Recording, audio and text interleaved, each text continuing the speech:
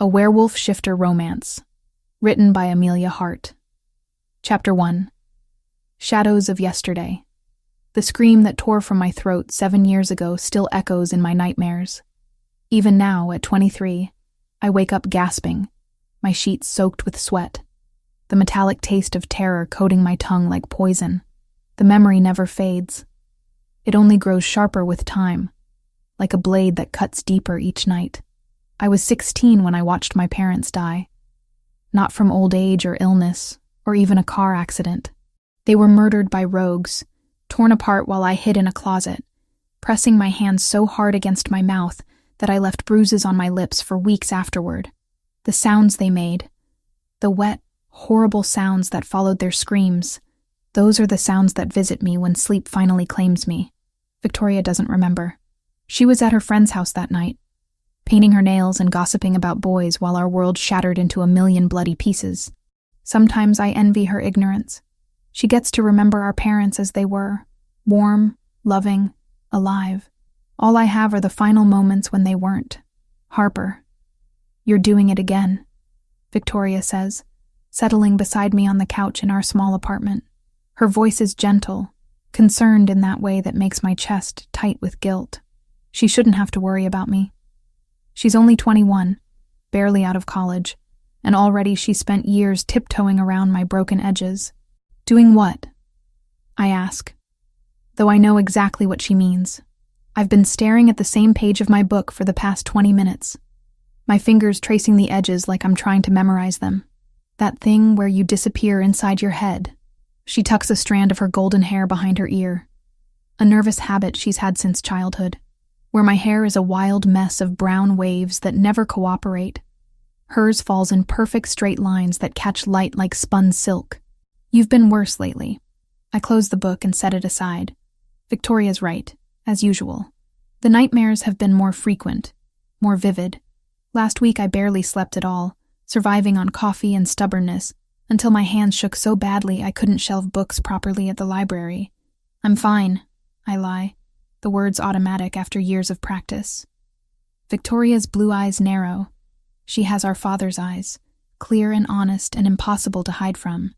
I inherited our mother's green ones, dark and secretive, better suited for keeping truths buried. Harper Marie Sinclair, she says, using my full name like Mom used to when I was in trouble. You are many things, but fine isn't one of them. Before I can respond, our Aunt Sarah bursts through the front door like a hurricane made of nervous energy and floral perfume. She's been our guardian since that night 7 years ago, taking us in without question when the pack elders suggested we might be better off in foster care. Sarah isn't a shifter herself. She's our father's human sister, but she knows our world well enough to navigate its complexities. Girls, she announces, clutching an elegant envelope against her chest like it contains either a winning lottery ticket or a death sentence. We have news. Victoria bounces to her feet, always eager for excitement. I remain seated, already dreading whatever has put that particular mixture of panic and anticipation in Sarah's voice. What kind of news?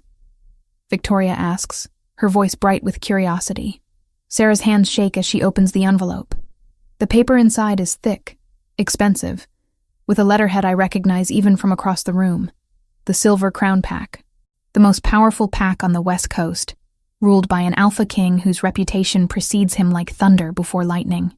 Alpha King Nathaniel Blackstone is coming here, Sarah reads, her voice rising with each word, to choose a mate from among the eligible females of our pack.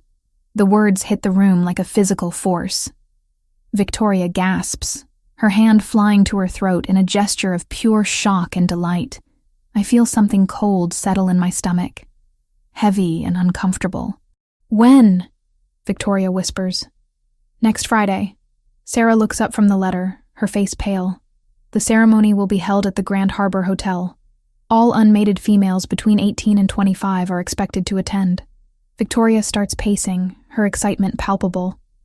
Oh my God, Harper, the Alpha King. Here. Can you believe it? I can't believe it, actually.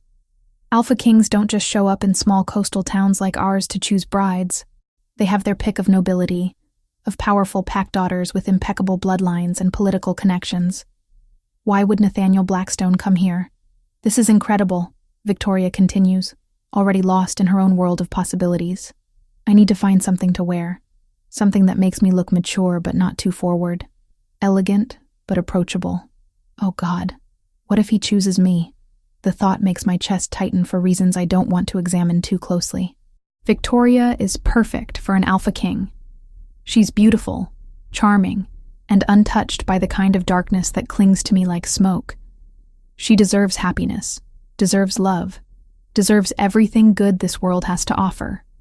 But the idea of watching her leave, of being left behind with nothing but my ghosts and my fears, makes something inside me crack. "You'll be amazing," I manage to say, and I mean it. Victoria has always been the golden one, the one who lights up rooms just by entering them. If anyone could catch an alpha king's attention, it would be her. "Harper," Sarah says suddenly, and there's something strange in her voice. "You'll need to attend as well." My stomach drops. "What?" "No. Absolutely not. You're 23 and unmated," Sarah continues, though she looks like she's delivering a cancer diagnosis rather than an invitation to meet royalty. "According to pack law, you have to be there. I work that night." I lie quickly. "The library is closed on Fridays after 6, Victoria points out helpfully. "I'll be sick." "Harper," Sarah's voice is gentle but firm. "You can't hide forever, but I can try. I've been trying for 7 years and I've gotten quite good at it. I work at the town library, surrounded by books and silence and the kind of peace that comes from being invisible. I don't attend pack gatherings or social events. I don't date. I barely exist, and that's exactly how I like it. The thought of standing in a room full of hopeful females, all competing for the attention of an alpha whose power I can already feel pressing against my consciousness like storm clouds on the horizon, makes my skin crawl. "I won't do it," I say, standing abruptly. "Find someone else to be your sacrificial lamb." I head for my bedroom, but Victoria's voice stops me at the door. "Harper, wait." Her tone is different now, softer. "I know you're scared.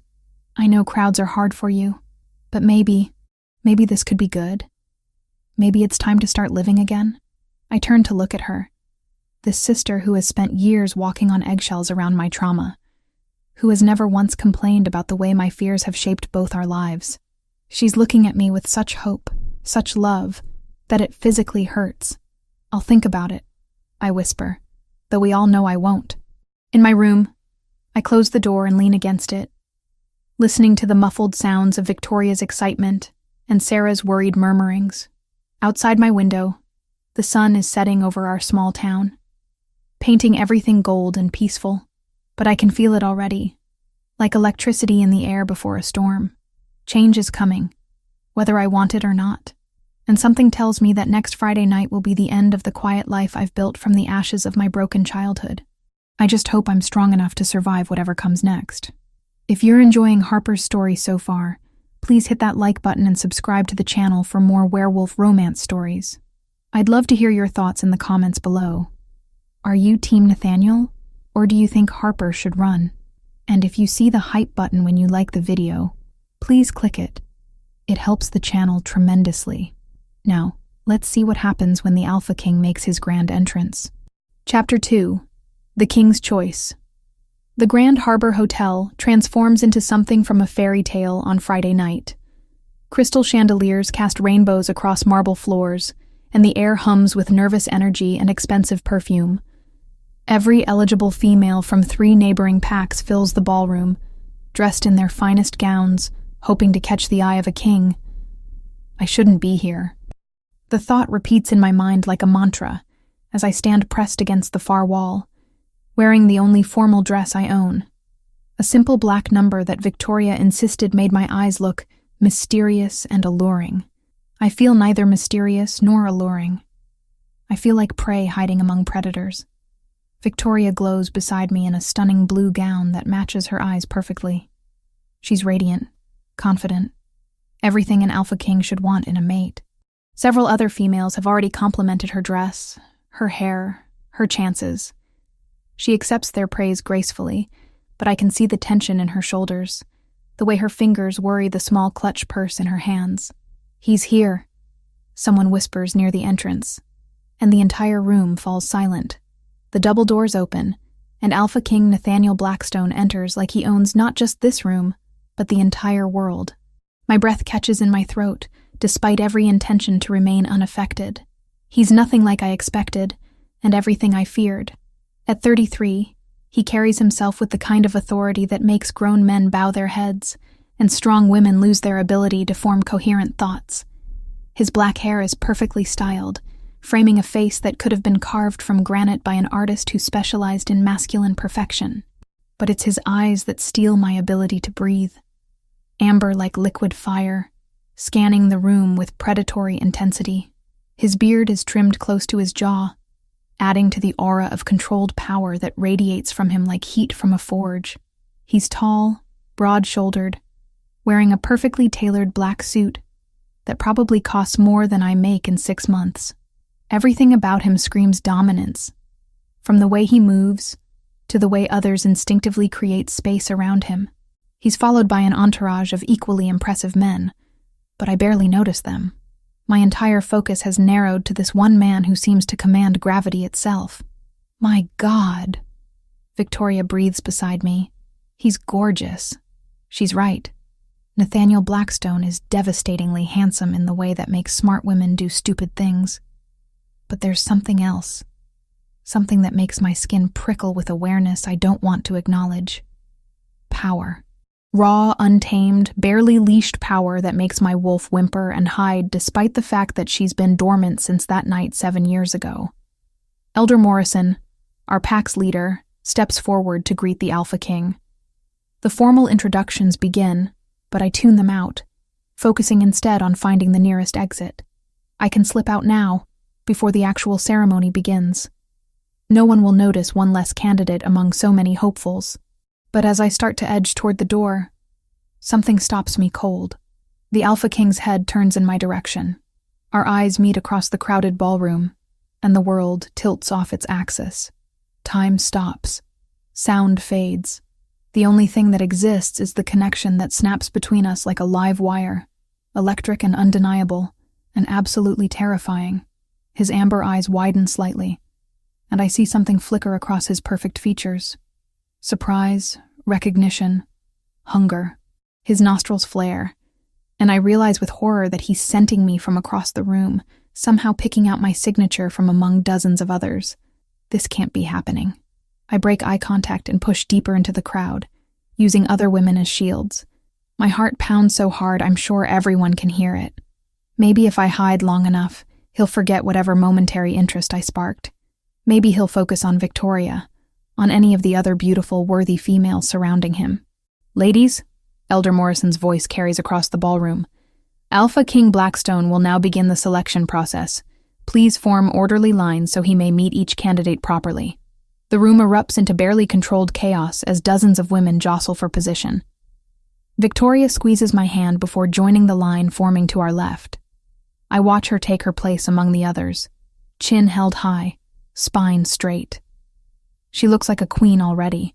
I retreat further into the shadows near the back wall, hoping to become invisible. From here, I can watch Nathaniel move down the line of candidates, spending a few moments with each woman. He's polite but distant, asking their names, nodding at appropriate intervals. None of them seem to hold his attention for more than a minute or two. When he reaches Victoria, I hold my breath. She curtsies gracefully, her voice carrying clearly as she introduces herself. "Victoria Sinclair, Your Majesty. It's an honor to meet you." Nathaniel studies her for a long moment, and I can see Victoria's hopes rising. She's perfect for him. Beautiful, poised, from a good bloodline. Any alpha would be lucky to claim her. But after 30 seconds, he moves on without a word. Victoria's face falls, but she maintains her composure as he continues down the line. I want to go to her, to comfort her, but I'm frozen in place by the sick realization that he's working his way systematically through every woman in the room, which means eventually, he'll find me. I press myself against the wall, praying to become one with the wallpaper. Maybe if I stay perfectly still, he'll miss me entirely. Maybe, looking for someone, The voice comes from directly behind me, low and rough with just a hint of amusement. My entire body goes rigid as that unmistakable scent hits me, pine and leather, and something wild that makes my dormant wolf stir for the first time in years. I turn slowly, knowing what I'll find, but hoping desperately that I'm wrong. Alpha King Nathaniel Blackstone stands less than 3 feet away, his amber eyes fixed on my face with laser focus. Up close, he's even more overwhelming. I can feel the heat radiating from his body. Can see the slight smile playing at the corners of his mouth as he takes in my obvious panic. My voice comes out as barely a whisper. I clear my throat and try again. I was just leaving. Were you? He steps closer, and I have nowhere to go with the wall at my back. That would be a shame. We haven't been properly introduced. Harper Sinclair. I manage, lifting my chin in a show of defiance I don't feel. Victoria's sister. Harper, he repeats, and something about the way he says my name makes my knees weak. Beautiful name for a beautiful woman.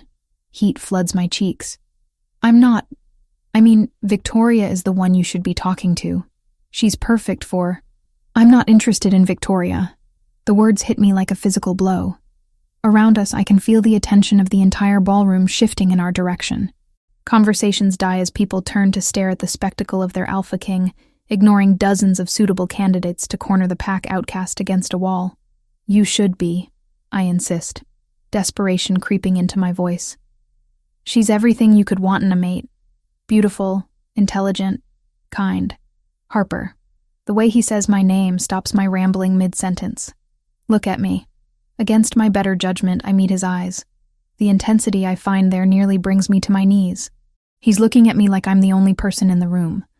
Like I'm something precious and rare that he's been searching for his entire life.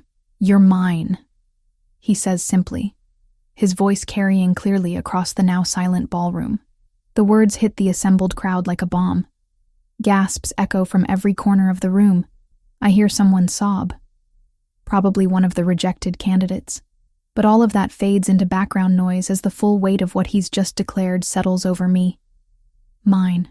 The Alpha King of the most powerful pack on the West Coast has just publicly claimed me. Not Victoria, with her golden beauty and perfect bloodline. Not any of the dozens of worthy females who would kill for this opportunity. Me. Harper Sinclair. The broken girl who can barely leave her apartment without having a panic attack. No, I whisper, shaking my head. You don't understand. I can't be. But Nathaniel steps even closer. Close enough that I can see the gold flecks in his amber eyes. Close enough to feel his breath against my face when he speaks. You're mine, Harper Sinclair. He repeats, his voice a low growl that seems to vibrate through my bones. And I always protect what belongs to me. The world spins around me. Too many eyes, too much attention, too much everything.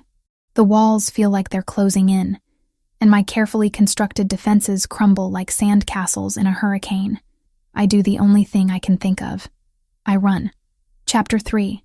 Flight and Confrontation. I don't stop running until I reach my apartment, my lungs burning and my heart hammering against my ribs like a caged bird desperate for freedom. The elevator seems to take forever, each second stretching into eternity, while I imagine Nathaniel Blackstone's voice echoing through the hotel lobby, calling after me with that same commanding tone that made my knees weak. You're mine. The words follow me into my bedroom, where I collapse onto my bed still wearing the black dress that now feels like a costume from someone else's life. I bury my face in my pillow, trying to block out the memory of amber eyes and the way every person in that ballroom turned to stare when the Alpha King chose the damaged goods over perfection. My phone buzzes incessantly on the nightstand. Text after text from Victoria, from Aunt Sarah, probably from half the pack by now. I ignore them all, too mortified to face the questions I know are coming. Too terrified to admit that for one impossible moment, when Nathaniel looked at me like I was something worth claiming, I actually felt it too. The mate bond. The thing I've read about in books but never thought I'd experience. The instant recognition. The pull that defies logic and reason. It hit me like lightning when our eyes met. A connection so profound it shook me to my very core. But Alpha Kings don't mate with broken girls who work in libraries and have panic attacks in crowded rooms. They certainly don't mate with women whose parents were murdered by rogues, who carry trauma like a second shadow everywhere they go. He made a mistake. He had to have made a mistake. I'm still trying to convince myself of this when I hear the front door open. Victoria's voice carries down the hallway, high with stress and confusion. Harper? Harper, where are you? I consider pretending to be asleep. But Victoria knows me too well. She appears in my doorway moments later, still gorgeous in her blue gown despite the worry lines creasing her forehead. Everyone's talking about what happened, she says, settling on the edge of my bed. The entire ballroom went crazy after you left. People are saying the Alpha King actually followed you to the parking lot. My stomach drops. He did what? Mrs. Chen saw him leave right after you did. He came back 10 minutes later looking like he wanted to tear something apart. Victoria's voice is carefully neutral, but I can hear the hurt underneath. Harper, what happened in there? Why did he choose you? The question hits me like a slap. Not because Victoria is being cruel. She's not. She's genuinely confused, and she has every right to be. Everyone expected him to choose her. Hell, I expected him to choose her. I don't know. I whisper. And it's the truth. I was trying to hide from the whole thing. I didn't even want to be there, but he found you anyway. Victoria's fingers twist in her lap, a nervous habit from childhood. And the way he looked at you, Harper, I've never seen anything like it. Like you were the only person in the room. Guilt twists in my chest like a knife. Victoria has dreamed of finding her mate since we were teenagers. She's watched romantic movies and read romance novels and planned the perfect wedding in her head 1,000 times. She deserved this moment, this fairy tale. Not me. Victoria, I'm so sorry. If I could change what happened, don't. Her voice is sharper than I've ever heard it. Don't apologize for something that isn't your fault. You think I don't see how you blame yourself for everything? How you act like you don't deserve good things because of what happened to Mom and Dad? Tears burn my eyes. That's not... It is exactly that. Victoria turns to face me fully, her blue eyes fierce. You've spent 7 years punishing yourself for surviving when they didn't. But Harper, you were 16. You were a child hiding in a closet while rogues destroyed our family. None of that was your fault. I want to argue, to list all the reasons why she's wrong. But the words stick in my throat, because deep down, in a place I don't like to examine too closely, I know she's right. I have been punishing myself. Every time I turn down an invitation, every time I refuse to date, every time I choose solitude over connection, I'm choosing punishment over healing. I don't know how to be what he wants, I admit finally. Look at me, Victoria. I work in a library because I can't handle crowds. I have nightmares that wake me up screaming. I haven't shifted into my wolf form since the night they died. What kind of mate would I be for an Alpha King? Victoria's expression softens. Maybe the kind he needs. Before I can ask what she means, my phone rings. The caller ID makes my blood run cold. Nathaniel Blackstone. How did he get my number? I stare at the phone like it might bite me. Answer it, Victoria urges. Absolutely not. The phone stops ringing, then immediately starts again. And again. On the 4th call, Victoria snatches it from my hands and answers before I can stop her. Harper Sinclair's phone, she says sweetly. I can hear his voice through the speaker, low and rough with barely contained frustration. Put her on the phone. Now. She's indisposed at the moment, Victoria replies, enjoying herself far too much. May I take a message? Tell her I'm coming over. The line goes dead. Victoria and I stare at each other in horror. Did he just say he's coming here? I scramble to my feet, panic flooding my system. To our apartment? How does he even know where we live? He's an Alpha King, Harper. He probably knows our social security numbers. 20 minutes later, there's a knock on our front door. Not the polite tap of a neighbor, or the hurried rapping of a delivery person.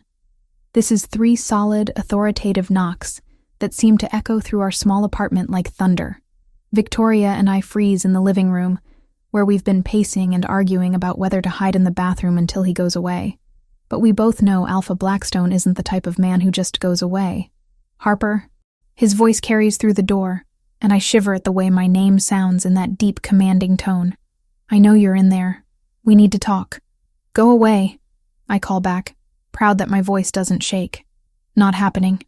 I look at Victoria, who shrugs helplessly. We both know he's not leaving. And honestly, part of me, a part I'm trying very hard to ignore, wants to see him again. Wants to look into those amber eyes and figure out if what I felt at the hotel was real or just some kind of stress-induced hallucination. Against my better judgment, I open the door. Nathaniel Blackstone fills our doorway like he was made for it, still wearing his perfectly tailored suit, but with his tie loosened and the top button of his shirt undone. His dark hair is slightly mussed, like he's been running his hands through it. And there's something wild in his amber eyes that makes my wolf stir restlessly beneath my skin. You ran, he says without preamble. I left, I correct, lifting my chin in defiance. There's a difference. Is there? He steps into our apartment without invitation, his presence immediately making the space feel smaller, because from where I was standing, it looked like you were running from your mate. The word hits me like a physical blow. Mate. He's saying it like it's a fact, like there's no question or room for argument, like he's already decided our entire future. I'm not your mate, I say, but even I can hear how unconvincing it sounds. Nathaniel's eyes flash with something dangerous. No? Then explain this. He moves closer, and I instinctively back up until I hit the wall. He cages me in with his arms, not touching but close enough that I can feel the heat radiating from his body, can smell that intoxicating scent of pine and leather, and something uniquely him. Explain why I can smell your fear, your arousal, your confusion from across the room, he continues, his voice dropping to a growl. Explain why every instinct I have is screaming at me to claim you, to mark you, to make sure every male in 100-mile radius knows you belong to me. My breath comes in short, sharp pants. This close, I can see the gold flecks in his eyes, can count the individual whiskers in his perfectly groomed beard. And God help me, I want to touch him. Want to see if his skin is as warm as it looks, if his hair is as soft as it appears. Harper. My name is a whisper on his lips, and something inside me cracks open. Stop fighting this. Stop fighting me. For a moment, I almost give in. Almost let myself believe that this powerful, incredible man actually wants me. That the mate bond isn't some cosmic mistake that will correct itself once he realizes what he's gotten himself into. But then reality crashes back, cold and unforgiving. You don't know me, I whisper. You don't know what you're asking for. Then tell me. The simple words hang between us, heavy with possibility. Victoria, who's been watching from the kitchen doorway like this is the best reality show she's ever seen, clears her throat. I'm going to Sarah's for the night, she announces. You two need to figure this out without an audience. She grabs her purse and heads for the door, pausing only to whisper in my ear, don't let fear make your choices for you. And then we're alone. Chapter 4. Sanctuary and Discovery. The silence stretches between us after Victoria's departure, thick with unspoken questions and a tension so electric I can practically taste it. Nathaniel hasn't moved from where he has me trapped against the wall, but something in his posture has shifted. The predatory intensity has softened into something that looks almost like patience. Tell me about the nightmares, he says quietly. The unexpected gentleness in his voice nearly undoes me. How did you... You have shadows under your eyes that makeup can't hide. Your hands shake when you think no one's looking. And there's a sadness in your scent that goes bone deep. His amber eyes search my face. What happened to you, Harper? I could lie. Should lie. Make up some story about insomnia or stress from work. But the way he's looking at me, like he actually cares about the answer, breaks down defenses I've spent years building. My parents were killed when I was 16, I whisper. Rogues broke into our house one night. I hid in my bedroom closet and listened to them die. Something dark and furious flashes across Nathaniel's features. His hands curl into fists against the wall.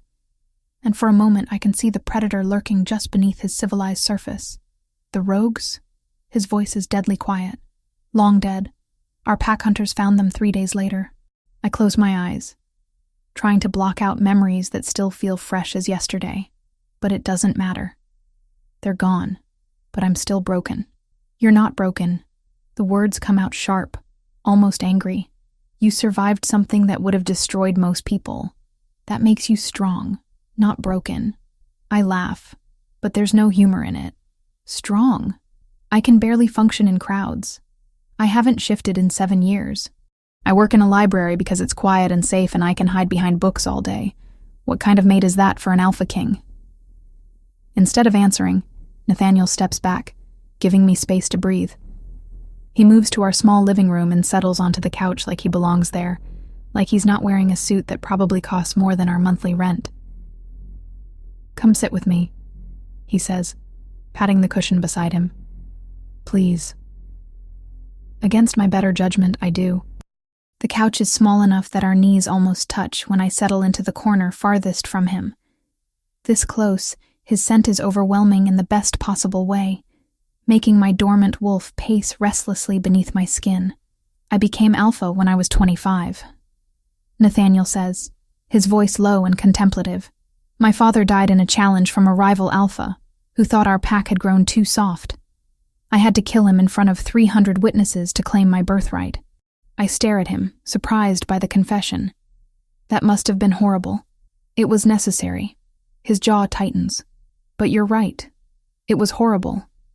Taking a life, even in defense of your pack, changes you. Leaves marks that don't fade. There's pain in his voice. Carefully controlled but unmistakable. For the first time since he walked into that ballroom, I see him not as the untouchable alpha king, but as a man who carries his own shadows. Is that why you're still unmated at 33? I ask softly. He turns to look at me, and something vulnerable flickers in his amber eyes. Partly. Finding a mate who can handle the violence that comes with my position, who won't flinch when I come home with blood on my hands, isn't easy. Most pack daughters want the crown, not the man wearing it. But you think I'm different? I know you are. He reaches out slowly, giving me time to pull away, and touches my hand. His skin is warm, calloused in places that speak to actual work despite his obvious wealth. You've seen darkness, Harper. You've lived through trauma and come out the other side. You understand that strength isn't about never being afraid. It's about being afraid, and doing what needs to be done anyway. His words sink into something deep inside me, a place that's been cold and empty for so long I'd forgotten it existed. But even as warmth begins to spread through my chest, doubt creeps in. I still don't understand why you chose me over Victoria. She's perfect. She's beautiful. Nathaniel interrupts. But when I looked at her, I felt nothing. No recognition, no pull, no sense of coming home. Then I saw you trying to disappear into that wall, and it was like being struck by lightning. He shifts closer, and I don't pull away. The mate bond isn't about perfection, Harper. It's about completion. 2 broken pieces that fit together to make something stronger than either could be alone. Before I can respond, his phone buzzes. He glances at it, and his expression hardens. "We have a problem," he says, showing me the screen. It's a text message with a photo attached. A picture of rogues moving through the forest outside town. The timestamp shows it was taken less than an hour ago. Ice forms in my stomach. How many? At least 6 that we can see. Could be more. Nathaniel is already standing, his earlier gentleness replaced by the cold efficiency of an alpha in crisis mode. I need to get you somewhere safe. What about Victoria? Aunt Sarah? My security team is already moving to secure them. He's typing rapidly on his phone, issuing orders with quick, concise messages. But you're coming with me. I'm not going anywhere with you. The words come out sharper than I intended, panic flaring at the thought of leaving my safe space. I'll be fine here. I'll lock the doors, keep the curtains closed. Harper. The command in his voice stops my rambling mid-sentence. Rogues don't attack randomly. They're here for a reason, and given the timing of their appearance, I'm betting that reason involves you. Me? That's ridiculous. I'm nobody. You're my mate. His eyes flash with something dangerous, which makes you a target. Every enemy I've made in 8 years of ruling will see you as a way to hurt me. The reality of what he's saying hits me like a physical blow. By claiming me publicly, Nathaniel has painted a target on my back. My quiet, invisible life is over, whether I want it to be or not. This is exactly why I didn't want this, I whisper, wrapping my arms around myself. I just wanted to be left alone. Nathaniel's expression softens, but his voice remains firm. I know, and I'm sorry, but hiding isn't an option anymore. The only way to keep you safe is to bring you into my world completely. Your world, I repeat numbly. Your pack, your territory, your rules. Yes. He doesn't try to sugarcoat it. My compound has security that would make the Secret Service jealous. You'd have your own suite, complete privacy when you need it, and time to decide if this bond between us is something you want to explore. There's something in his voice, a carefully controlled hope that tells me this matters to him more than he's letting on. That despite his power and his options, he wants me to choose him. What if I can't be what you need? The question comes out barely above a whisper. What if you're exactly what I need? He counters. Before I can respond, the lights go out. The apartment plunges into darkness so complete I can't see my own hand in front of my face. But I can hear everything. The sound of Nathaniel moving with predatory grace, the soft snick of a weapon being drawn, the almost imperceptible creak of someone moving on our fire escape. Stay behind me, Nathaniel orders, his voice barely audible. Whatever happens, don't make a sound. My heart hammers against my ribs as he positions himself between me and the living room window. In the darkness, I can smell the change in his scent. The civilized man being replaced by something wild and dangerous. A shadow moves past the window, then another. My breath catches in my throat as I realize they're not random rogues looking for trouble. They're organized, coordinated, hunting me. Nathaniel's phone vibrates once in his pocket.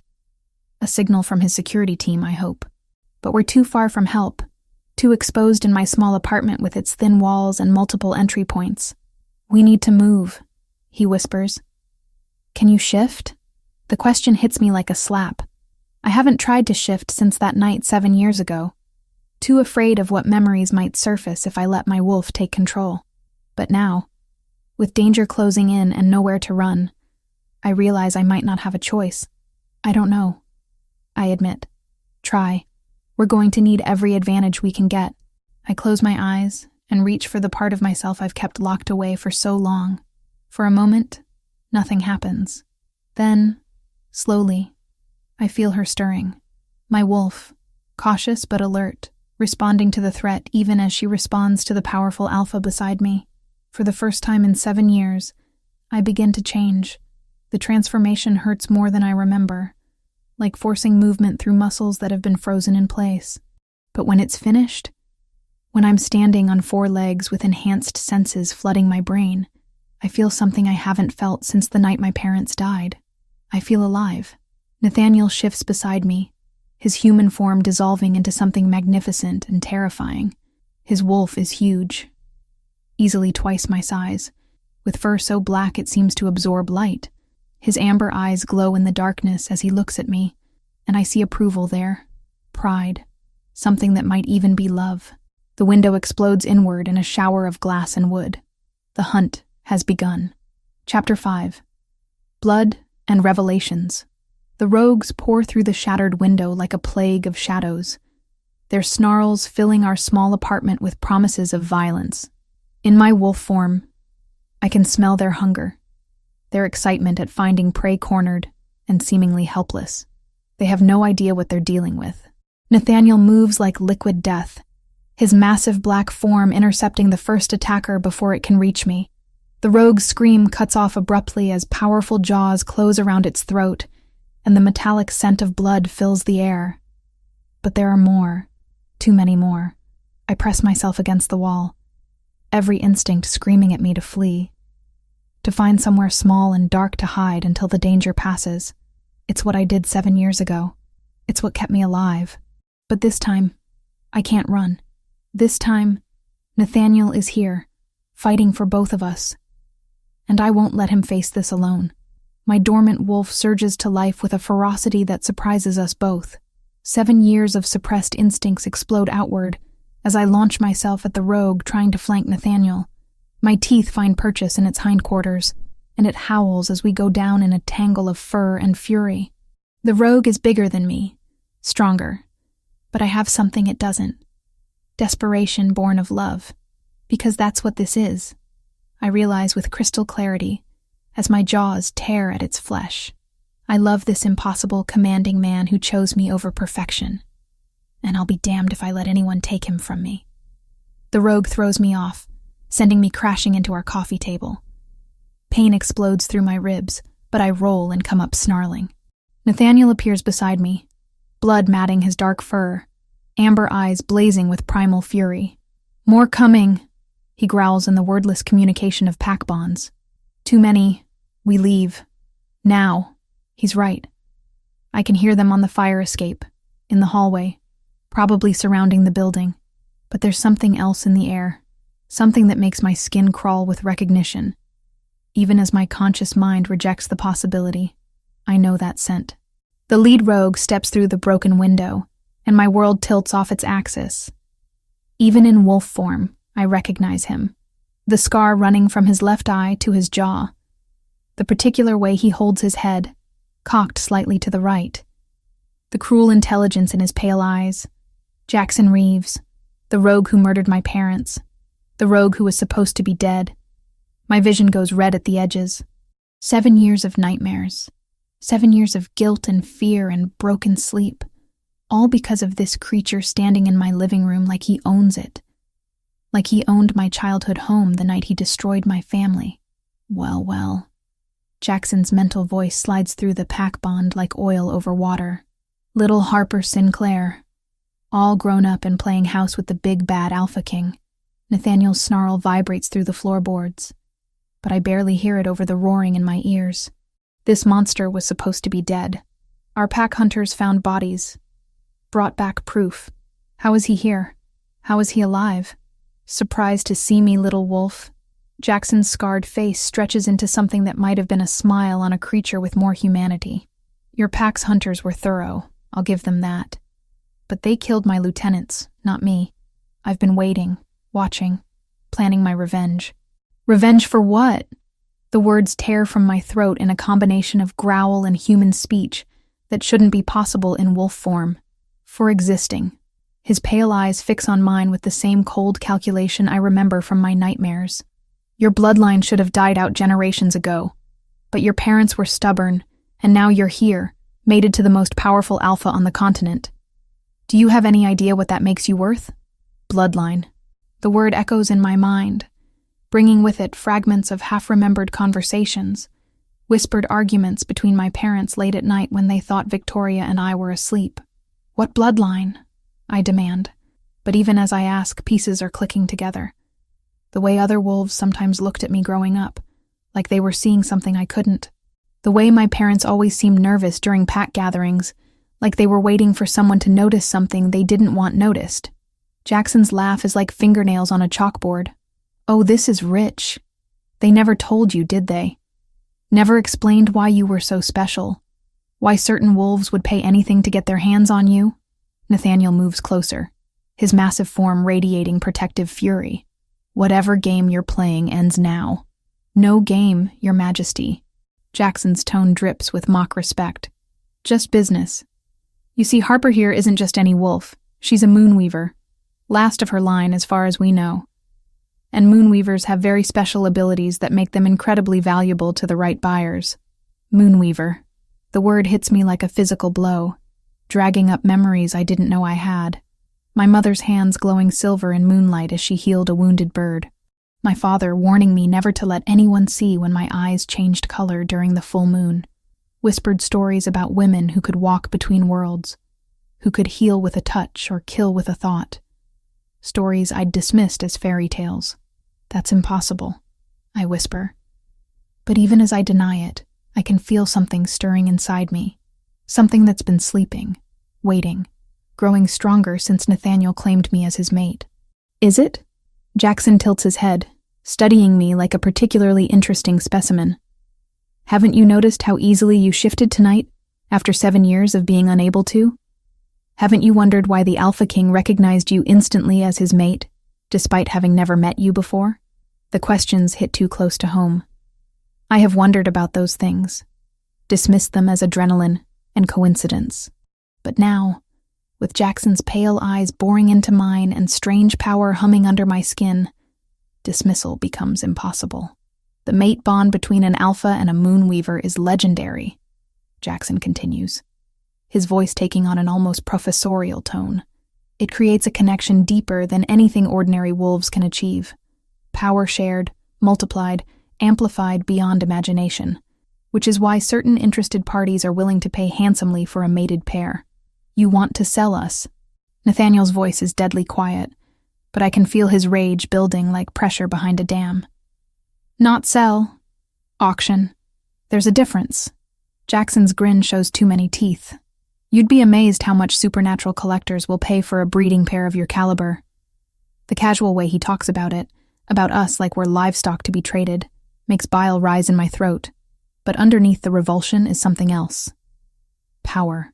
Real, tangible power flowing through my veins like liquid fire. My eyes begin to glow. Not the typical gold of an angry wolf, but silver. Pure, moonlight silver that makes Jackson take an involuntary step backward. Fascinating, he breathes. It's starting to manifest. The new mate bond must be accelerating the process. What process? I demand, but I think I already know. The humming under my skin is getting stronger, responding to my emotional state. Around us, the other rogues whine and back away as if sensing something dangerous. You're awakening. Jackson's pale eyes gleam with avarice. Every moonweaver goes through it when they find their true mate. All that dormant power suddenly has a focus, a purpose. It's quite spectacular to witness. The apartment fills with silver light emanating from my body. I can feel Nathaniel's amazement and fierce pride through our bond. Can sense his own power rising to meet and complement mine. We're stronger together, just like he said. But the strength comes with a price. Pain explodes through my skull as images flood my consciousness. Not memories, but something else. Knowledge passed down through generations of women who shared my blood. I see my mother as a young woman, hands glowing as she healed a dying child. My grandmother, standing against a pack of rogues with nothing but moonlight and will. My great-grandmother, walking between the world of the living and the dead to bring back crucial information for her pack. All of them moonweavers. All of them hunted for their power. All of them dead, because someone wanted to own what they were. No, I whisper. But the word comes out with enough force to rattle the windows. I won't be anyone's prize. Jackson's grin falters as the silver light intensifies. Now, Harper, let's be reasonable. I don't let him finish. 7 years of suppressed rage, of guilt and fear and helplessness, pours out of me in a wave of pure power. The rogues closest to me simply crumple, overwhelmed by energy their minds can't process. Jackson staggers but remains standing, his scarred face twisting with a mixture of greed and fear. Magnificent, he gasps. Even better than I hoped. You'll fetch twice what I expected. But his confidence is cracking. He can feel it too. The way reality bends around me now, responding to emotions I'm barely keeping in check. For the first time in 7 years, I'm not the helpless girl hiding in a closet. I'm something else entirely. I'm dangerous. Nathaniel moves to my side, his massive wolf form solid and reassuring against my smaller frame. Through our bond, I feel his strength joining with mine, his unwavering support anchoring me to sanity as power threatens to consume everything in its path. Together, he says in the wordless language of mates. Together. I agree. Jackson realizes his mistake a moment too late. The silver light explodes outward, and the last thing I hear before everything goes white is his scream of rage and frustration. When the light fades, the apartment is empty except for Nathaniel and me. The rogues are gone. Not dead. I can sense them scattered across the city, confused and directionless without their leader's commands, but alive, which is more mercy than they showed my parents. Jackson, however, is nowhere to be found. Chapter 6. Betrayal and Separation. The compound Nathaniel brings me to is nothing like I expected. Instead of some fortress-like structure, it's a sprawling estate nestled in the mountains, all glass and stone that seems to grow from the landscape itself. Despite its beauty, I can barely appreciate it through the haze of exhaustion that follows my power awakening. You're safe here, Nathaniel says, as we step through the main entrance. His voice is gentle, but I can see the concern in his amber eyes. The transformation back to human form left me shaky and disoriented, like I've been running for hours without rest. "Victoria and Sarah?" I ask, accepting the oversized sweater someone hands me to replace my torn clothing. "Already secured. My team extracted them 20 minutes after the attack began." Nathaniel guides me through hallways lined with artwork that probably costs more than most people make in a lifetime. "They're in the East Wing, probably worried sick about you." Relief floods through me, followed immediately by guilt. My family is in danger because of what I am, because of secrets my parents took to their graves. The weight of it threatens to crush me. "I need to see them," I say, but Nathaniel shakes his head. "First, you need rest, and food, and answers." His tone brooks no argument. "There's someone here who can explain what's happening to you." He leads me to a library that rivals anything I've ever seen. Floor-to-ceiling shelves filled with books, both ancient and modern. Sitting in a leather chair near the fireplace is a woman who looks to be in her 60s, silver hair pulled back in an elegant bun, wearing simple jeans and a sweater that somehow look expensive. "Harper," she says, rising with fluid grace that speaks to supernatural heritage. "I'm Elena Ravencrest, Nathaniel's senior advisor and historian. I knew your mother." The casual way she drops this bombshell makes me stumble. Nathaniel's hand on my elbow keeps me upright as Elena continues speaking. "Catherine Moonweaver was my closest friend until the day she died." Elena's eyes are kind but sharp, missing nothing as she studies my face. "You look exactly like her at your age, except for your father's eyes." Moonweaver was her maiden name? I sink into the chair across from Elena, my mind reeling. She never told us. Never told anyone. She was protecting you. Both of you. Elena settles back into her seat. Moonweaver bloodlines have been hunted to near extinction for their abilities. Catherine thought if she hid what you were, kept you from manifesting early, you might be able to live normal lives. But I'm not normal, I whisper, thinking of the silver light that poured from my skin, the way reality itself seemed to bend to my will. What am I exactly? A bridge between worlds. Elena's voice carries the weight of old knowledge. Moonweavers can channel energies that other supernatural beings can't even perceive. Healing, protection, limited precognition, emotional manipulation on a scale that defies belief. In the hands of someone with proper training, those abilities can reshape the balance of power in our world. I think of Jackson's pale eyes, his talk of auctions and collectors. That's why they want me. That's why they've always wanted your kind. A Moonweaver under the right influence could tip wars, could make or break entire supernatural governments. Elena's expression grows grim. Your mother hoped that by keeping you ignorant, the bloodline would die out naturally. She never expected you to find a true mate, especially not one as powerful as Nathaniel. Nathaniel moves to stand behind my chair, his presence warm and reassuring. But there's tension in his shoulders that wasn't there before. "There's something else," he says quietly. "Jackson didn't just escape tonight. He took something with him." Elena nods grimly. "Show her." Nathaniel pulls out his phone, displaying a photo that makes my blood run cold. It's Victoria, but not as I last saw her. She's unconscious, zip-tied to a chair in what looks like an abandoned warehouse. There's a bruise on her left temple and blood on her lip. "When?" The word comes out as barely a whisper. 2 hours ago. My security team found Sarah locked in a supply closet, drugged but unharmed. Victoria was gone. Nathaniel's voice is carefully controlled, but I can feel his rage through our mate bond. There was a message. He shows me another photo, this one of words scrawled on the warehouse wall in what looks suspiciously like blood. "Trade yourself for the sister. Come alone. You have 24 hours. The phone slips from my numb fingers, clattering to the floor. He has her. That monster has my sister. Harper. Nathaniel kneels beside my chair, taking my hands in his. I have 36 of my best trackers combing the city. We'll find her. In 24 hours? I laugh, but it comes out broken. You said it yourself. Jackson's been planning this for years. He won't make the same mistakes twice. You're not going to that meeting. Nathaniel's voice carries absolute authority. I won't let him get his hands on both of you. Both of us? I stare at him in confusion. Elena clears her throat delicately. There's something else you should know about Moonweaver abilities. They're significantly amplified when paired with a true mate, especially an alpha of Nathaniel's caliber. Together, you two could level city blocks without breaking a sweat. The implications hit me like a freight train.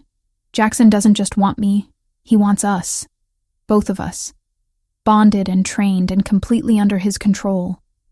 The kind of weapon that could reshape the supernatural world according to his twisted vision.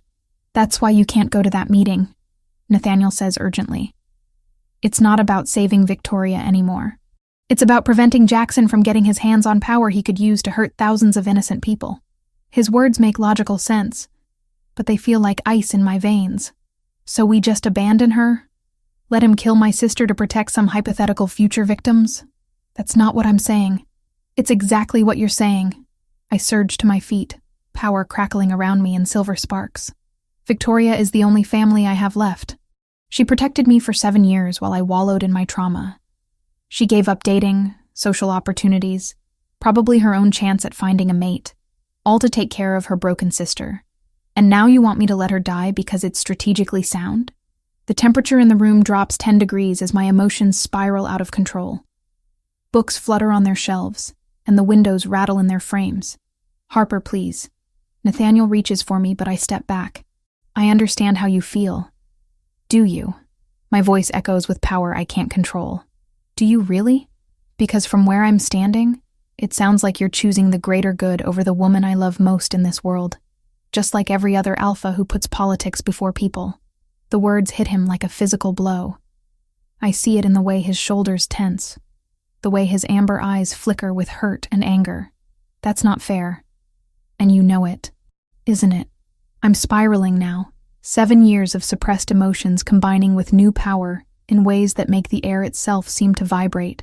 You claimed me without asking, dragged me into your world without my consent, and now you're making decisions about my family's fate like I don't get a say in the matter.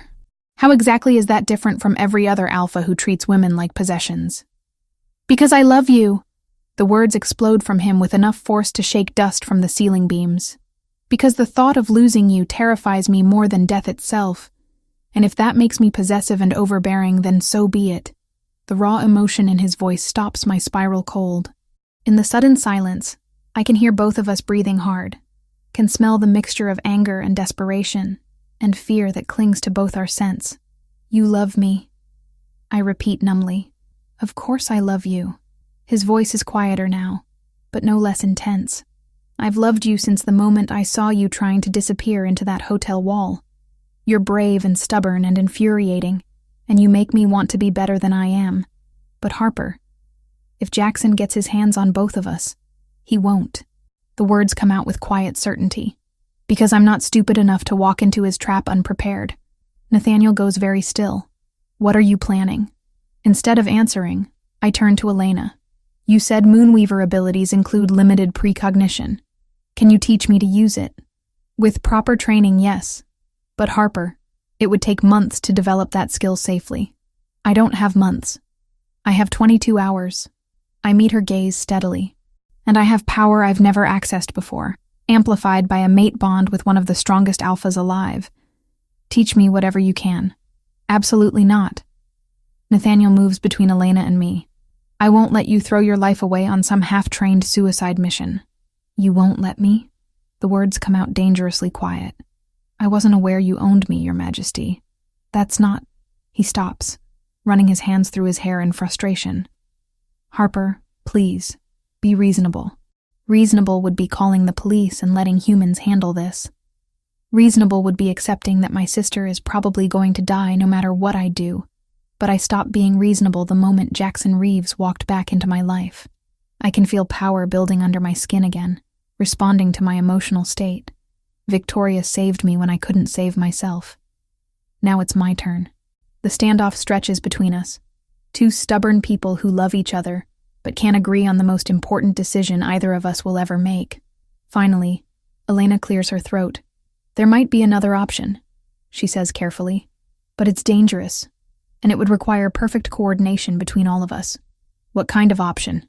Nathaniel demands. A tracker spell. If Harper can get close enough to Victoria to establish physical contact, I can create a magical link that would allow us to find them no matter where Jackson takes them.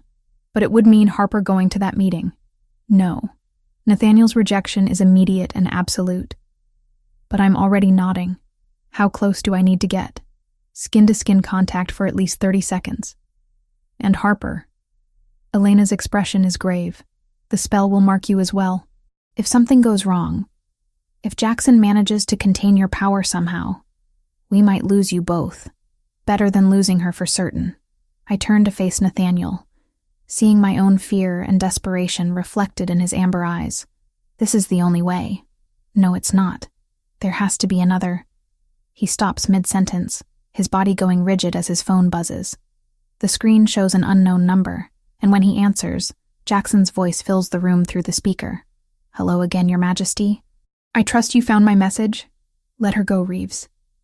Nathaniel's voice is deadly calm. Your fight is with me. My fight is with what you represent. Alphas who think power gives them the right to hoard supernatural resources. Jackson's laugh is like nails on a chalkboard. But don't worry. I'm a reasonable man. Bring me the Moonweaver and the pretty blonde lives. Refuse, and well, let's just say Victoria has her sister's lovely eyes. It would be such a shame to put them out.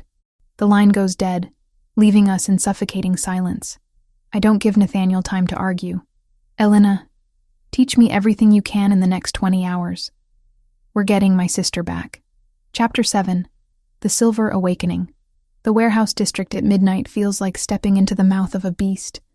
Shadows pool between buildings like spilled ink, and the air carries the metallic tang of rust and old violence. I stand at the designated meeting point, Pier 17, where Jackson murdered a security guard 3 hours ago just to make his point clear. 20 hours of intensive training with Elena have left me exhausted, but transformed. My hands still tingle with residual power from the crash course in Moonweaver abilities, and the tracker spell Elena embedded in my skin burns like a brand between my shoulder blades. Every breath tastes of silver and starlight. Remember, Nathaniel's voice crackles through the nearly invisible earpiece Elena crafted. 30 seconds of skin contact to activate the tracker. Don't try to be a hero. Easy for him to say. He's positioned a quarter-mile away with a strike team, close enough to respond but far enough to avoid triggering Jackson's paranoia. Meanwhile, I'm walking into the lion's den with nothing but untested magic and a desperate prayer. I see her, I whisper, spotting Victoria tied to a chair under a flickering streetlight. Even from 50 yards away, I can see the blood on her face, the way she slumps against her restraints. She's alive. For now. Jackson's voice echoes across the empty pier. He steps out of the shadows like something from my nightmares. Scarred face twisted in a smile that holds no warmth. But her continued health depends entirely on your cooperation, little Moonweaver. I force myself to walk steadily toward him, every instinct screaming to run or fight or do anything except deliver myself into the hands of the monster who destroyed my family. But Victoria's life hangs in the balance, and that makes the choice simple. Let me see her first, I call out when I'm 30 feet away. Proof of life. Jackson chuckles and nods to someone I can't see. A bucket of water hits Victoria full in the face, and she jerks awake with a gasp that carries clearly across the water. Her blue eyes find mine, and I see relief and terror war across her features. Harper? Her voice is hoarse, probably from screaming. Don't do this. Please don't do this for me. Always so noble, Jackson muses, running a finger along the scar that mars his face. Just like your parents. They begged me to spare you girls, offered me anything I wanted if I'd just walk away. Touching, really. Rage builds in my chest like molten silver, but I force it down. Elena's training echoes in my mind. Emotion without control is just destruction. Power without purpose is meaningless. I need both if I'm going to save Victoria and survive what comes next. You got what you wanted, I say, stopping 10 feet from where Jackson waits. I'm here. Let her go. Oh, but I don't have what I want. Not yet. Jackson's pale eyes gleam with avarice. What I want is a breeding pair of supernatural royalty, trained and collared and ready to reshape the world according to my vision. One scared girl with untested abilities isn't quite the prize I was promised. The trap snaps shut around me as rogues emerge from hiding spots I should have sensed but somehow missed. Not ordinary rogues. These ones move with military precision, wearing gear that muffles their scents and dampens their supernatural signatures. Jackson has been planning this for longer than any of us realized. Surprised? Jackson's smile widens. 7 years is a long time to prepare, little wolf. Long enough to acquire resources, allies, technology specifically designed to contain supernatural abilities. Did you really think you could waltz in here with a few hours of training and save the day? One of the rogues produces a collar from his pack. Thick metal inscribed with symbols that make my eyes water to look at directly. Suppression runes, designed to cut a supernatural being off from their power completely. Put this on, and I'll consider letting your sister live long enough to watch what happens next. Harper, don't. Victoria's voice cracks with desperation. Whatever they want to do to me, it's better than what they'll do to both of us if you surrender. She's right, and we both know it. But knowing doesn't make the choice any easier. I can feel Nathaniel's rage through our mate bond, can sense him fighting every instinct to charge in here regardless of the tactical situation. Tick-tock, little moonweaver. Jackson dangles the collar like a carrot before a starving animal. My patience has limits. I take a step forward, then another. The runes on the collar seem to pulse with malevolent energy, eager to wrap around my throat and steal everything that makes me who I am. But with each step, I'm also getting closer to Victoria. Closer to the skin contact Elena needs for her tracker spell. That's it. Jackson purrs.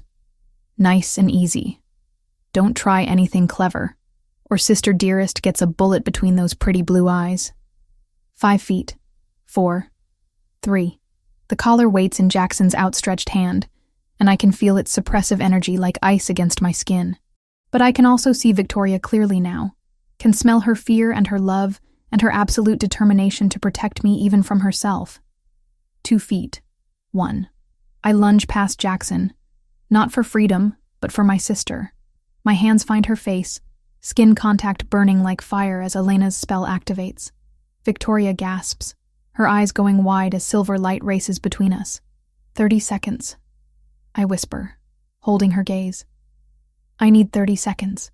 Clever little bitch, Jackson snarls, but he doesn't try to stop me. Why would he? In his mind, I've just made myself easier to capture by getting within arm's reach. He has no idea what's really happening.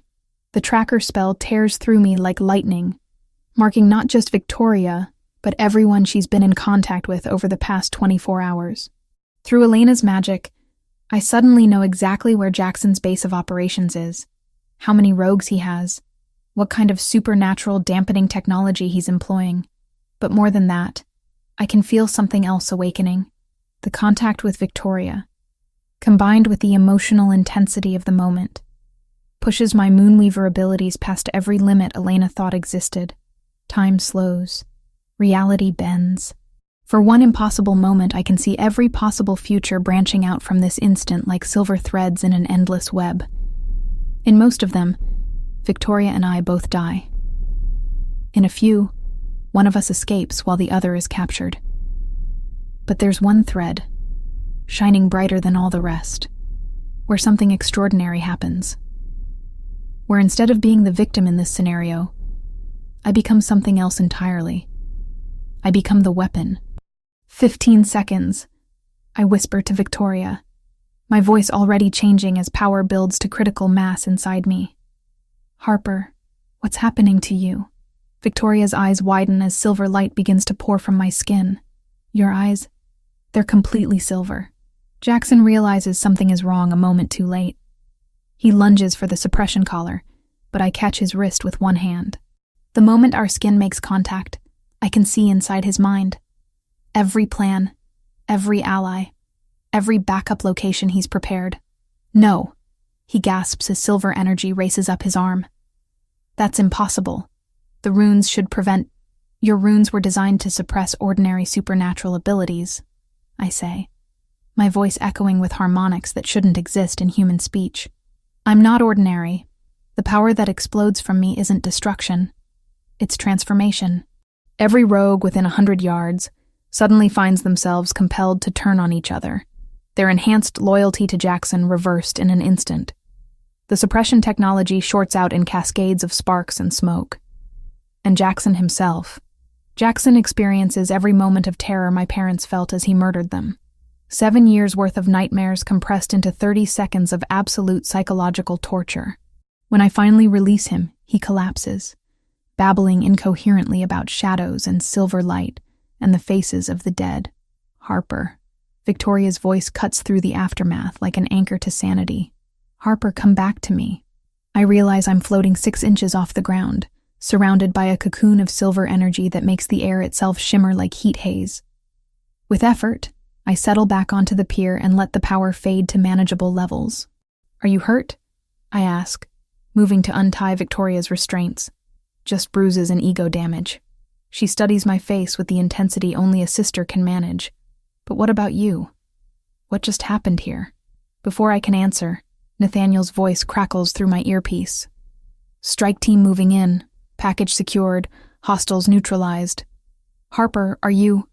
I'm fine, I interrupt, though I'm not sure that's entirely true. The power still hums under my skin like electricity, and I can feel reality bending around me in ways that should be impossible. Victoria grips my hand as we wait for extraction. You saved me. We saved each other. I squeeze her fingers, marveling at how solid and real she feels compared to the silver threads of possibility I can still perceive at the edges of my vision. That's what family does. Nathaniel arrives with his strike team, just as the police sirens begin wailing in the distance. His amber eyes find mine across the pier, and I see relief and pride and something that might be awe in their depths. But there's also concern, because we both know that what happened here tonight changes everything. The scared girl who worked in a library and hid from crowds is gone, replaced by something far more powerful and infinitely more dangerous. As Nathaniel pulls me into his arms, I catch a glimpse of Jackson being loaded into an ambulance, still mumbling about silver light and the voices of the dead. He's alive, but his mind is shattered beyond repair. Justice, after 7 years of nightmares. Is it over? Victoria asks softly. I close my eyes and let my enhanced senses spread outward, searching for any lingering threats. The future threads I can perceive show nothing but possibility and hope, at least for tonight. It's over, I confirm, but even as I say the words, I know they're not entirely true. This chapter of our story might be ending, but another is just beginning, and in that new chapter, I won't be running from what I am anymore. I'll be embracing it. Chapter 8. Crown of Silver and Stars. 3 months later, I stand in front of a mirror in what will soon be my permanent suite at Nathaniel's compound, adjusting a crown that feels both foreign and perfectly right on my head. The silver circlet is simple, but elegant, inscribed with Moonweaver symbols Elena helped me understand. Today isn't just my wedding day. It's my coronation as Alpha Queen of the Silver Crown Pack. You look like Mom, Victoria says softly from behind me. She's radiant in her maid of honor dress, a soft blue that matches her eyes. The bruises from her kidnapping have long since faded, but there's a new strength in her posture that speaks to growth born from surviving trauma. Do I? I touch the necklace at my throat. Mom's necklace, the one thing of hers I managed to salvage from our destroyed apartment. I still dream about her sometimes. About both of them. Good dreams or nightmares? Victoria settles beside me on the small bench, a reflection showing 2 women who look more alike now than we ever did growing up. My newfound confidence has softened my sharper edges, while her recent experiences have given her a depth that was always there, but never tested. Good dreams, mostly. They're proud of us, I think, of who we've become. I smile, remembering last night's dream where Mom showed me how to braid Moonweaver protection spells into my hair. Though I suspect Dad would have some choice words about me mating with an Alpha King without his permission. Victoria laughs. He would have terrified Nathaniel with the shovel talk to end all shovel talks, but he would have approved. Even I can see how much that man loves you. Through the windows of my suite, I can see the ceremony preparations taking place in the gardens below. Members of 12 different packs have gathered to witness something unprecedented, the coronation of a Moonweaver queen. Elena estimates there haven't been more than 3 in the last 500 years. Nervous? Victoria asks, watching me fidget with my dress. It's not the elaborate ball gown I expected, but something Elena designed specifically for the occasion. Flowing white silk that seems to capture and reflect moonlight even in daylight, with silver embroidery that tells the story of every moonweaver who came before me. Terrified, I admit. 3 months ago, I could barely handle a crowd of library patrons. Now I'm about to become responsible for the well-being of 3,000 pack members. You'll be amazing. Victoria's voice carries absolute certainty. You saved me, defeated Jackson, and you've already reformed half the antiquated laws governing supernatural politics. Plus, you have Nathaniel. That man would move mountains for you. She's not wrong. The changes we've implemented together over the past 3 months have been staggering. New laws protecting human mates, resources for trauma survivors, educational programs for packs who want to understand supernatural diversity. It turns out that having a queen who actually cares about the people she serves makes a significant difference. A knock at the door interrupts my spiraling thoughts. Come in. Nathaniel steps inside, and even after 3 months of seeing him daily, my breath still catches. He's devastating in his ceremonial alpha attire. Black silk shirt that emphasizes his broad shoulders, perfectly tailored pants, and a crown that makes him look every inch the king he is. But it's his eyes that capture me. Those amber depths that hold love and pride and something that might be reverence. You're supposed to wait until the ceremony to see me, I tease, though I make no move to send him away. Technically, this is a coronation, not a wedding. Different rules apply. His voice holds that familiar hint of amusement that never fails to make me smile. Besides, I brought you something. He pulls a small velvet box from his pocket, and my heart does something complicated. Nathaniel, you already gave me a ring. Several rings, actually. This isn't jewelry. He opens the box to reveal what looks like a seed, but one that pulses with gentle silver light. Elena found it in her research. It's from the last Moonweaver sanctuary, destroyed 3 centuries ago. She thought you might want to plant it here, start something new.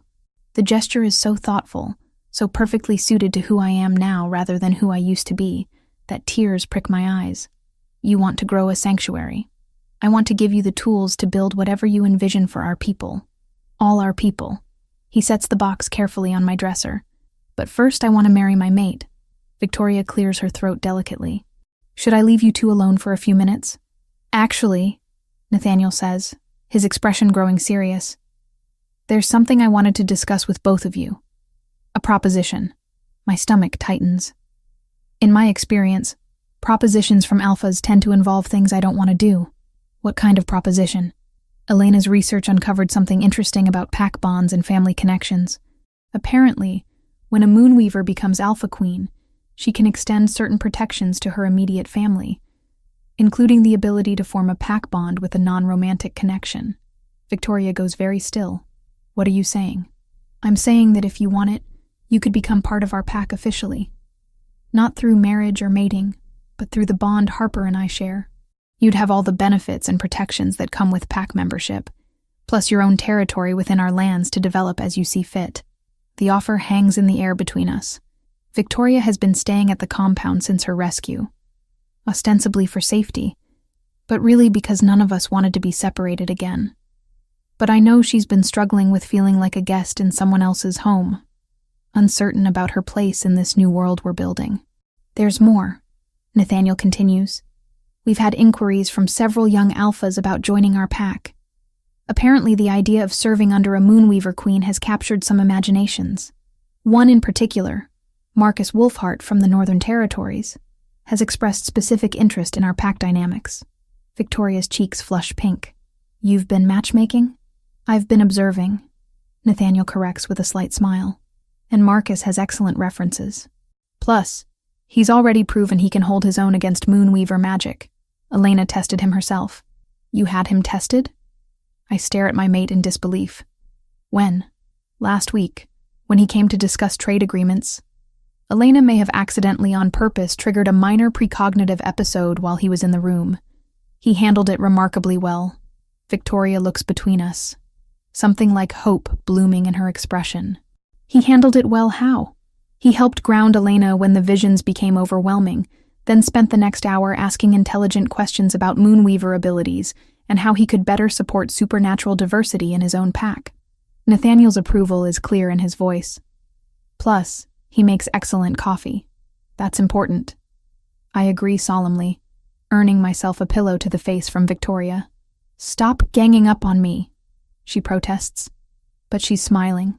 Though I admit, Marcus seems interesting.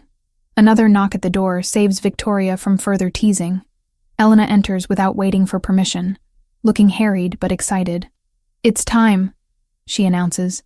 The ceremony circles are complete, the witness bonds are in place, and if we don't start soon, some of the visiting alphas are going to start challenging each other out of boredom. My stomach drops. Already? Already. Nathaniel moves to offer me his arm. Ready to become a queen? The question should terrify me. 3 months ago, it would have sent me into a panic attack that lasted hours. But now, surrounded by the people I love most in the world, and facing a future full of possibilities I never dared imagine, I find myself smiling. Ready. The ceremony itself passes in a blur of silver light and ancient words. When Elena places the crown on my head and declares me Alpha Queen of the Silver Crown Pack, power flows through me like liquid starlight. But it's different from the wild, destructive energy I wielded against Jackson. This is controlled, purposeful, connected to every member of our pack in ways that make me feel less alone than I ever have in my life. Nathaniel's coronation follows immediately, the pack bond we share amplifying his already considerable authority until the very air seems to vibrate with power. When we turn to face our people, our pack, as equals, the roar of approval that goes up could probably be heard 3 counties away. And now, Elena announces, her voice carrying clearly across the assembled crowd, the binding ceremony. This is the part I've been most nervous about. Not the legal marriage. We handled that paperwork weeks ago. But the supernatural binding that will link Nathaniel and me permanently. No possibility of divorce, no option to walk away if things get difficult. For better or worse, we'll be connected until death. Second thoughts? Nathaniel murmurs, as Elena begins chanting in a language older than recorded history. Never, I whisper back. And I mean it. Though I reserve the right to remind you of this moment when you're being insufferably alpha-ish. Insufferably alpha-ish is part of my charm, if you say so. The binding itself feels like coming home. Silver threads of connection weave between us, strong enough to last lifetimes, but flexible enough to allow us both room to grow and change. I can feel Nathaniel's love, his pride, his absolute commitment to building a life worth living together. When Elena declares us bound in the eyes of moon and pack, the celebration that follows lasts until dawn. Victoria dances with Marcus Wolfhart until I lose count of the songs, and even Elena lets loose enough to join the younger pack members in what can only be described as supernatural karaoke. But the moment that matters most comes near sunrise, when Nathaniel and I slip away to the garden where we planted the Moonweaver seed earlier that evening. Already, tiny silver shoots are pushing through the earth, eager to grow into something beautiful and strong. No regrets? Nathaniel asks, pulling me close as we watch the sun paint the sky in shades of rose and gold. I think about the scared girl who hid in library stacks and avoided crowds and believed she was too broken to deserve love. Then I think about the woman I've become. Powerful, confident, surrounded by people who value her for exactly who she is. Only that it took us so long to find each other, I say, leaning into his warmth. We found each other exactly when we were meant to, he replies, pressing a kiss to the top of my head. Everything before this was just preparation. Above us, the last stars fade as daylight takes hold, but I can still feel their light singing in my blood. I am Harper Sinclair Blackstone, Alpha Queen of the Silver Crown Pack, last daughter of the Moonweaver line, and the luckiest woman alive. The future stretches ahead of us, bright with possibility, and I can hardly wait to see what we'll build together.